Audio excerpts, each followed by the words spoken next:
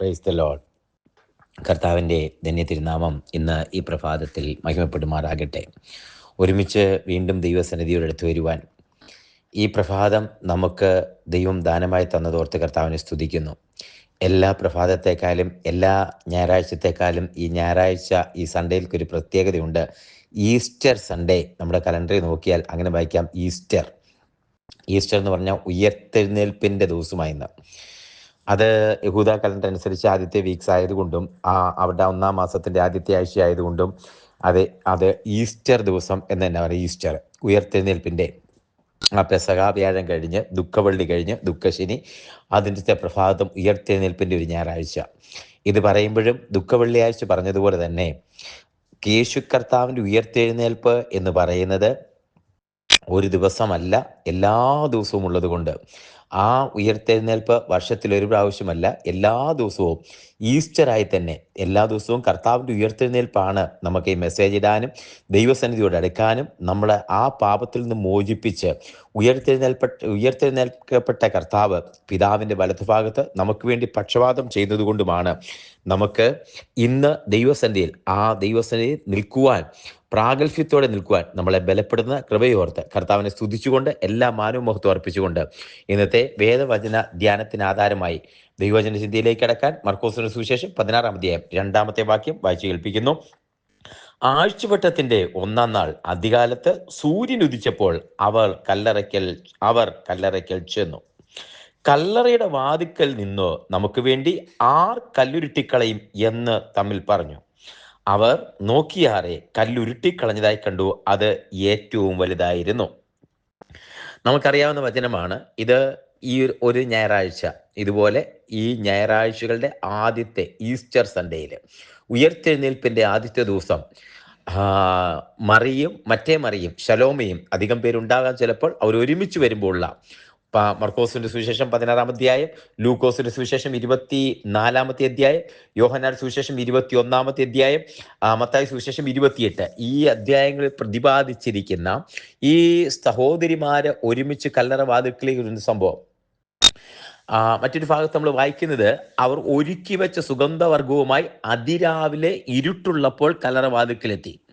അപ്പോ യേശു കർത്താവിനെ അടക്കം ചെയ്തത് കണ്ടിട്ടുപോയ അരിമത്യക്കാരൻ ജോസഫിന്റെ കല്ലറയിൽ യേശു കർത്താവിനെ അടക്കം ചെയ്തത് കണ്ടിട്ടുപോയ സഹോദരിമാർ അവരൊരുമിച്ച് വന്ന് അടുത്ത ദിവസം, അതായത് ആ ശനിയാഴ്ച കഴിഞ്ഞ് ഒരു തരത്തിൽ പറഞ്ഞാൽ ഒരുക്കി വെച്ച സുഗന്ധവർഗം എന്ന് പറഞ്ഞാൽ സുഗന്ധവർഗം പ്രിപ്പയർ ചെയ്ത് ഞായറാഴ്ച രാവിലെ ആ ഈ സുഗന്ധവർഗം യേശു കർത്താവിന്റെ ശവശരീരത്തിൽ പൂശേണം എന്ന് വിചാരിച്ച് ഓടി വരുന്ന ഈ സഹോദരിമാര്, ആ സഹോദരിമാർക്കൊരു പ്രതീക്ഷയുണ്ട്, ഒരു ആഗ്രഹമുണ്ട്, അങ്ങ് അടക്കാനാകാത്ത വാഞ്ചയുണ്ട്. യേശു കർത്താവിന്റെ ഡെഡ് ബോഡി കണ്ട് അതിൽ ഈ സുഗന്ധ തൈലം പൂശണം, അത് സുഗന്ധ തൈലം ഇടണം. അത് അവരുടെ ആചാരത്തിന്റെ ഭാഗമാണ്, യഹൂദന്മാരുടെ ആചാരത്തിന്റെ ഭാഗമാണ്. അതിനുവേണ്ടി ബന്ധപ്പെട്ട് ഓടി വരുന്ന ഈ സഹോദരിമാർ കല്ലറയുടെ വാതിൽക്ക് അതിരാവിലെ ഇരുട്ടുള്ളപ്പോൾ എത്തി. ഒരുക്കി വെച്ച സുഗന്ധവർഗം കയ്യിലുണ്ട്. പക്ഷേ കല്ലറയുടെ വാതിലിനോട് അടുക്കുന്നതിന് ഒരു ചോദ്യമുണ്ട്. കല്ലറയുടെ ആ കല്ല്, ആ വാതിൽക്കലുള്ള വലിയ കല്ല് ആര് ഉരുട്ടി മാറ്റും? ഒത്തിരി പ്രസക്തമായ ചോദ്യങ്ങൾ ഇതിനകത്തുണ്ട്. സഹോദരന്മാർ, അതായത് ശിഷ്യന്മാരാരും വന്നില്ല, യേശു കൂടെ കൊണ്ടു നടന്ന് സ്നേഹിച്ചു എന്ന് പറയുന്നത് യോഹന്നാൻ വന്നില്ല, പത്രോസ് വന്നില്ല, മറ്റാരും വന്നിട്ടില്ല, ഇവരാരും വന്നില്ല. അതൊരു പ്രശ്നമാണ്, അതൊരു പ്രത്യേകതയാണ്. അവരാരും വന്നില്ല. ഓക്കെ, അവരാരും വന്നില്ല. അവരൊരു യഹൂദന്മാരെ ഭയപ്പെട്ട് അകത്തിരിക്കുക. അന്ന് എങ്കിലും അതിരാവിലെ ഇരുട്ടുള്ളപ്പോൾ വന്നു. ഇവർക്ക് കല്ലുരുട്ടി ആര് മാറ്റുമെന്നുള്ള പ്രതീക്ഷ, ആര് മാറ്റുമെന്നോ അല്ലെങ്കിൽ അതൊരു ചിന്തയില്ല, മറ്റാരെയും വിളിച്ചിട്ടുമില്ല. അവര് കല്ല് ആരുരുട്ടി മാറ്റുമെന്ന് ചിന്തിക്കാതെ അതിവേഗം വന്നു. പക്ഷെ തമ്മിൽ ചോദിച്ചു, കല്ല് ആര് ഉരുട്ടി വന്ന് അടുത്തു വരുമ്പോ അവരൊരു ഭയങ്കരവും അതിശയമായ കാഴ്ച കാണുക. അതാ ഇന്നത്തെ സന്ദേശം. അവർ കല്ലറയുടെ വാതിൽക്കൽ വന്നപ്പോ കല്ല് ഉരുട്ടി മാറ്റിയിരിക്കുന്നതായി കണ്ടു. മത്തായി 28:5 ഇങ്ങനെ എഴുതിയിട്ടുണ്ട്, കല്ലുരുട്ടി മാറ്റി ഒരു ദൂതൻ അതിന്മേൽ ഇരുന്നിരുന്നു.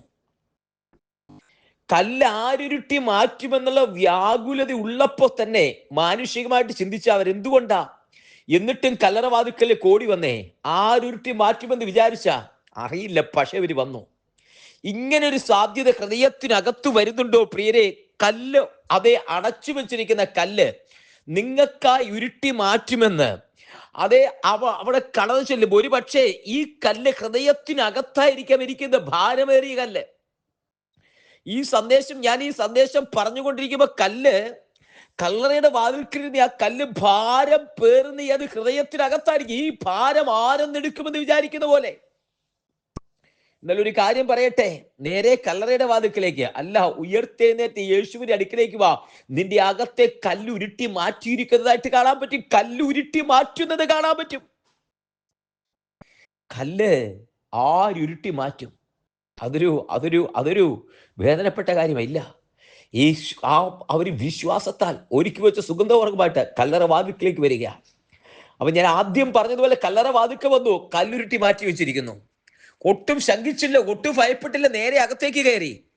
കയ്യിലിരിക്കുന്ന സുഗന്ധവർഗം യേശുവിന്റെ ശവശരീരത്തിൽ പൂശണം. പക്ഷെ പ്രതീക്ഷ തെറ്റിപ്പോയി.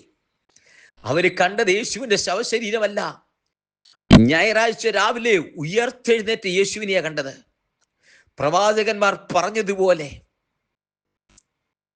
താൻ തന്നെ പ്രഖ്യാപിച്ചതുപോലെ 3 ദിവസം കല്ലറക്കൽ വന്നിട്ട് പുറത്തു വന്ന ട്രാൻസ്ഫോംഡ് ബോഡിയായി പുറത്തു വന്ന യേശു കർത്താവിനെയാ കണ്ടത്. യേശുവിന്റെ ശവശരീരം കാണാൻ പോയവർ കണ്ടത് ശവശരീരമല്ല, മറിച്ച് യേശുവിനെ, ഞാൻ മരിച്ചവനായിരുന്നു, ഇതാ ജീവനോടിരിക്കുന്നു. മരിച്ചവരെ നിങ്ങൾ ജീവനുള്ളവനെ മരിച്ചവരുടെ ഇടയിലോ അന്വേഷിക്കുന്നത് എന്ന് ചോദിച്ച് കർത്താവ് പ്രത്യക്ഷനായി. എന്നിട്ട് പറഞ്ഞു, നിങ്ങൾ ശിഷ്യന്മാരോട് പറ, ഇതിനകത്തൊരു വലിയ യാഥാർത്ഥ്യമുണ്ട്. ശിഷ്യന്മാരൊന്നും അതിനുവേണ്ടി ഒരുങ്ങാതിരുന്നപ്പോ, മറ്റാരും അതിന് തയ്യാറാകാതിരുന്നപ്പോ, ഭൂതങ്ങൾ ശാസിക്കപ്പെട്ട മക്കളുടെ കാര്യം അറിയും, മറ്റേമറിയും, അതിനുവേണ്ടി തയ്യാറായ ആ സഹോദരിമാർക്ക് വേണ്ടി യേശു ആദ്യം പ്രത്യക്ഷനായി. മറ്റൊരു തരത്തിൽ പറഞ്ഞാൽ, യേശു, ദാവീദിന്റെ പുത്രനായ യേശു ജനിച്ചു മരിച്ചു അടക്കപ്പെട്ട് 3-ാം നാൾ ഉയർത്തെഴുന്നേറ്റ് യേശു കർത്താവ്, ആ സുവിശേഷം പറയാൻ ആദ്യ ഭാഗ്യം ലഭിച്ചത് ആ സഹോദരിമാർക്കാ. ആ ഭാരമേറിയ കല്ലാരുട്ടി മാറ്റുമെന്ന ആ ചോദ്യം അത് മാറ്റിവെച്ച്, തടസ്സങ്ങൾ മാറ്റിവെച്ച്, മറ്റാരും എനിക്ക് മുമ്പേ ഇല്ലല്ലോ എന്നുള്ള തടസ്സങ്ങളും കാര്യങ്ങളും മാറ്റിവെച്ച് ഡയറക്റ്റായി ഓടി കല്ലറയുടെ വാതിൽക്കലേക്ക് ഇന്ന് പ്രഭാതത്തിൽ വരുന്ന പ്രിയരെ, നിങ്ങളോട് പറയട്ടെ, നിങ്ങളുടെ ചിന്തകൾക്കപ്പുറമായി, നിങ്ങളുടെ പ്രതീക്ഷകൾക്കപ്പുറമായി ഉയർത്തെഴുന്നേറ്റ കർത്താവിനെ നിയോഗത്തോടെ ഒരു നിയോഗം പ്രാപിക്കാൻ തക്കവണ്ണം, ഹല്ലേലൂയ, ഒരു ദൗത്യവുമായിട്ടാ കർത്താവിന്റെ ആ ശവശരീരത്തിൽ പൂശാൻ തൈലവുമായിട്ട് അങ്ങോട്ട് പോയത്. ഇങ്ങോട്ട് വരുമ്പോ തൈലം കയ്യിലില്ല, മറിച്ചൊരു ദൂത് നാവിലുണ്ട്. യേശു ഉയർത്തെഴുന്നേറ്റിരിക്കുന്നു. അതാ ശിഷ്യന്മാരോട് പറഞ്ഞേ, യേശു ഉയർത്തെഴുന്നേറ്റ്. കേട്ട പാതി അവർ കല്ലറവാതിക്കലേക്ക് ഓടി എന്ന് എഴുതിയിട്ടുണ്ട്. യേശു ഉയർത്തെഴുന്നേറ്റ സന്ദേശവുമായിട്ട്, ദൂതുമായിട്ടാ, നാവിന്റെ തുമ്പിൽ ദൂതുമായിട്ടാ വരുന്നേ.